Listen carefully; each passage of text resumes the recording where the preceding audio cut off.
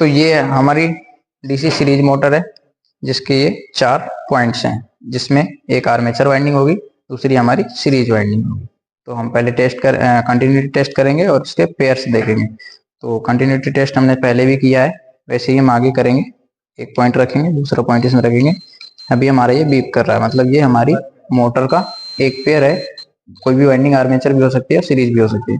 उसके बाद बाकी 2 बचे हमने उसमें टेस्ट किया, मतलब हमारी दोनों वाइंडिंग आपस में सही है। ठीक है, तो अब हम क्या करेंगे, हम इसको आर्मेचर के यहाँ से भी पता कर सकते हैं कि कार्बन ब्रश में कनेक्ट करके कि आर्मेचर कौन सा है, फील्ड वाइंडिंग कौन सा है। हालांकि हमने इस मशीन का पहले ही टेस्ट किया हुआ था। तो इसमें एक्सपेरिमेंट बोर्ड नंबर 1। तो इसमें क्या है, हमारा एसी सप्लाई आ रहा है। यहाँ पे हमारा एसी सप्लाई है। यहाँ पे हमारा एसी सप्लाई को हम यहाँ पे इनपुट देंगे यहाँ से, और यहाँ पे हम रेक्टिफायर लगा रखे, एसी को डीसी कन्वर्ट करेगा, और इन दोनों टर्मिनल्स में हमें आउटपुट में डीसी मिलेगी। और ये हमारा ऑटो ट्रांसफार्मर है। ऑटो ट्रांसफार्मर का काम क्या है कि हमारी जो सीरीज मोटर होती है वो बिना लोड के चलाना खतरा होता है, उसमें बहुत ज्यादा टॉर्क होता है, स्टार्टिंग टॉर्क होता है, बहुत ज्यादा होता है। तो उसके लिए हम यहाँ पे सप्लाई को एडजस्ट करके इसको 0 पे सेट करेंगे। 0 पे सेट करने के बाद यहाँ से सप्लाई एडजस्ट करके हम इसको स्टार्ट करेंगे। तो इसके लिए हम इसको यूज कर रहे हैं ऑटो ट्रांसफार्मर का। या तो हम स्टार्टर का यूज करते हैं, स्टार्टर का यूज नहीं करके सिर्फ हम ऑटो ट्रांसफार्मर का यूज करते हैं। तो इधर से हम सप्लाई दे देंगे, तो यहाँ से हमारी सप्लाई ऑटो ट्रांसफार्मर में आ जाएगी। ऑटो ट्रांसफार्मर की सप्लाई हम रेक्टिफायर के इनपुट में देंगे, जिससे हमें एसी से डीसी मिल जाएगी। डीसी का आउटपुट हम मोटर्स में कनेक्ट करेंगे और मोटर को चला के देखेंगे। ठीक है, तो जैसे हमने सर्किट डायग्राम में कनेक्शन किए थे सीरीज का, वैसे हम कनेक्शन करते हैं। उसके बाद हम आगे टेस्ट करते हैं। ठीक है, तो सबसे पहले सप्लाई ऑफ करके हम कनेक्शन करते हैं। ठीक है, तब कनेक्शन करो इसको। ठीक है, आ जाओ। हमने जो फिगर नंबर 1 में कनेक्शन किए थे, हमारा एक पेयर, वाइंडिंग के दोनों पेयर, और ये वाइंडिंग के दोनों पेयर। ठीक है, तो हमारा ये देखो, यहाँ से हमने एक पेयर निकाल लिया साइड से दोनों, और दोनों वाइंडिंग के 2 पेयर हमने शॉर्ट कर दिया, जिसमें हमारा ये वाला होगा AC2 और AC2 और A1 को आपस में हमने शॉर्ट कर दिया। ठीक है, A1 जैसे हमने कनेक्शन में देखा था, सीरीज फील्ड वाइंडिंग का दूसरा टर्मिनल और आर्मेचर का पहला टर्मिनल आपस में हमने शॉर्ट किया। उसके बाद हमारा 2 पेयर बचा, आर्मेचर का दूसरा और सीरीज फील्ड वाइंडिंग का पहला। इन दोनों में हम सप्लाई देंगे, जैसा कि हमने सर्किट में देखा था। ठीक है, अब इन दोनों में हम सप्लाई देंगे। तो हम AC1 वाले पॉइंट को, इस साइड AC1 मान रखा है, तो AC1 वाले पॉइंट को पॉजिटिव में देंगे। तो यहाँ पे रेक्टिफायर का ये आउटपुट है, तो ये वाले पॉजिटिव वायर में हमने यहाँ पे हमने कनेक्ट कर दिया। फिर हम आर्मेचर का जो दूसरा टर्मिनल है उसको हमने निगेटिव में कनेक्ट कर दिया।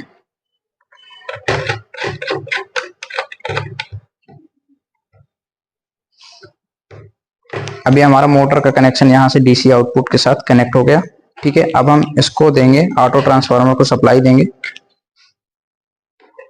ऑटो ट्रांसफार्मर की सप्लाई देने से पहले हम ऑटो ट्रांसफार्मर का कनेक्शन कर लेंगे रेक्टिफायर के साथ। तो जो ये वायर है हमारे 2, ये रेक्टिफायर के हैं। रेक्टिफायर का काम क्या होता है, एसी को डीसी में कन्वर्ट करना। ठीक है, तो हम यहाँ से इसको कनेक्ट कर देंगे, ब्लैक को ब्लैक के साथ, फेज को फेज के साथ। ठीक है, अब ये हमारा यहाँ से मोटर का पूरा कनेक्शन कंप्लीट हो गया।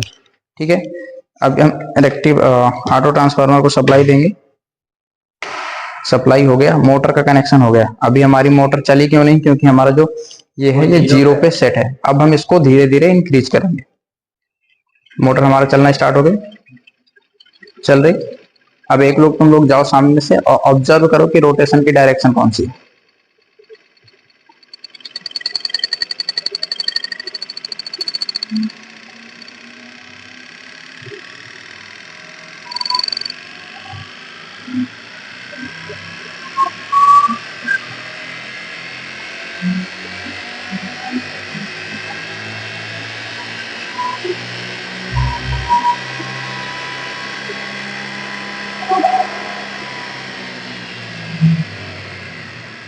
अभी हमारा फिगर नंबर 1 के अकॉर्डिंग हमने कनेक्शन किया और डायरेक्शन इसकी हमने देखी कैसी है।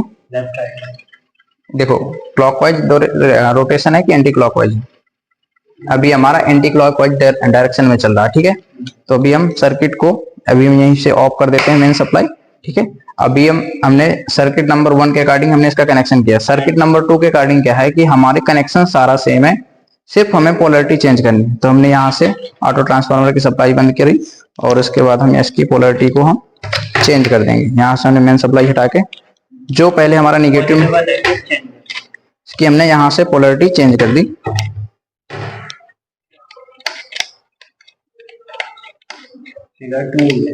अब फिगर 2 के हमारा जो कनेक्शन हुआ वो फिगर 2 के अकॉर्डिंग कनेक्शन हो गया। ठीक है, हमने पोलरिटी को चेंज कर दिया। अब हम अगेन सप्लाई कनेक्ट करेंगे और इसकी डायरेक्शन जो है रोटेशन की वो ऑब्जर्व करेंगे। हम यहाँ से सप्लाई ऑन की और इसको स्टार्ट किए। सप्लाई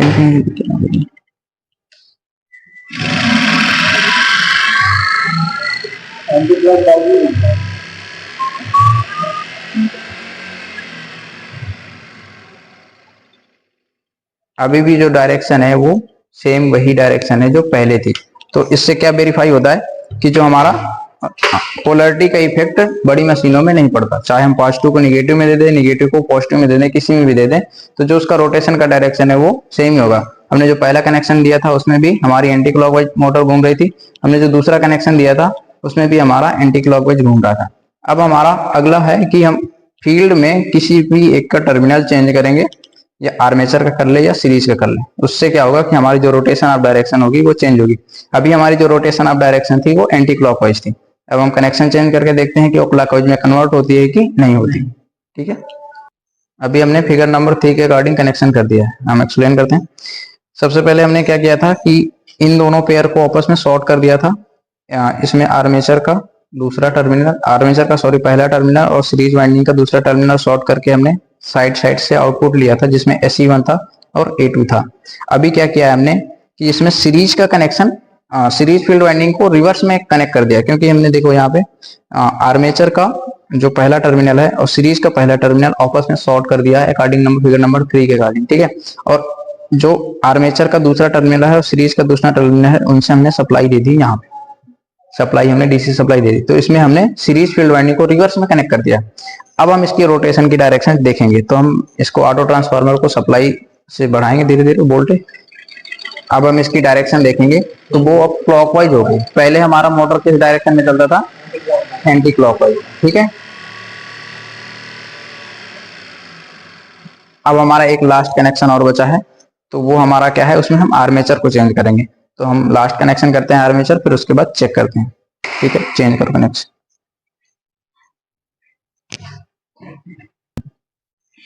अब हमने जो कनेक्शन किया है अकॉर्डिंग टू फिगर नंबर 4 के अकॉर्डिंग कनेक्शन किया है। ठीक है, दिखाओ। जैसे हमारा SE1, SE2, A1, A2, तो हमने अभी जो इससे पहले कनेक्शन किया था वो फिगर नंबर 3 के अकॉर्डिंग किया था। इन दोनों को पोलरिटी हमने चेंज की थी जिसमें फील्ड का। अब इसमें हमने आर्मेचर का चेंज किया।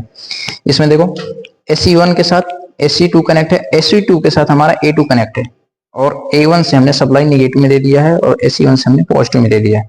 ये दोनों सप्लाई हमारी DC इनपुट में जा रही हैं। ठीक है, और हमने यहाँ पे आर्मेचर की जो पोजीशन थी वो रिवर्स कर दी। तो जो अब हमारा रोटेशन ऑफ डायरेक्शन होगा वो हमारा पहले के कंपैरिजन में रिवर्स में होगा। हमने पहले स्टार्टिंग में मोटर चलाई थी, तो हमारी जो मोटर चल रही थी वो हमारी एंटी क्लॉकवाइज डायरेक्शन में चल रही थी। अब हमारी कौन सी डायरेक्शन में चलना चाहिए, क्लॉकवाइज डायरेक्शन। तो हमने सप्लाई दी यहाँ से, ऑटो ट्रांसफार्मर सप्लाई आ गई। ऑटो ट्रांसफार्मर से हमारा रेक्टिफायर के थ्रू DC हो गया, DC इनपुट सप्लाई यहाँ पे पहुंच गया। अब हम यहाँ से मोटर में इसमें ऑटो ट्रांसफार्मर को घुमाएंगे और मोटर की कंडीशन देखेंगे। मोटर हमारी स्टार्ट हो गई। डायरेक्शन ऑफ रोटेशन हमारी क्लॉकवाइज।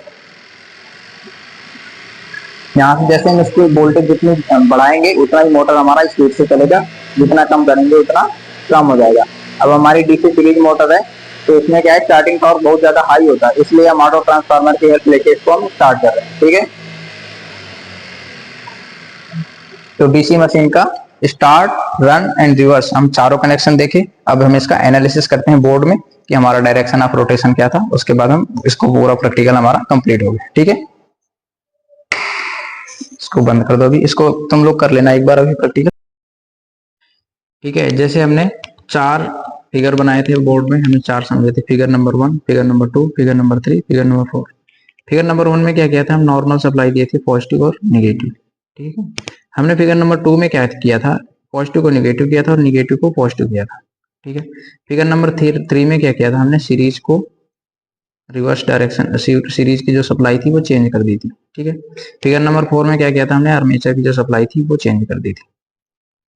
अब हमने कनेक्शन किया, मोटर चलाई, तो फिगर नंबर फर्स्ट के अकॉर्डिंग जो हमारा मोटर की डायरेक्शन आप थी घूमने की वो एंटी क्लॉकवाइज डायरेक्शन में थी। ठीक है, हमने चलो ठीक है एंटी क्लॉकवाइज डायरेक्शन में थी, हमने देख लिया। फिर हमने क्या किया, हमने पॉजिटिव को निगेटिव, निगेटिव को पॉजिटिव सप्लाई दे दी, फिगर नंबर 2 का कनेक्शन कर दिया, और फिर हमने देखा फिर भी हमारी जो रोटेशन की डायरेक्शन थी वो एंटी क्लॉकवाइज ही थी। तो हम पढ़ते हैं कि स्मॉल मशीन में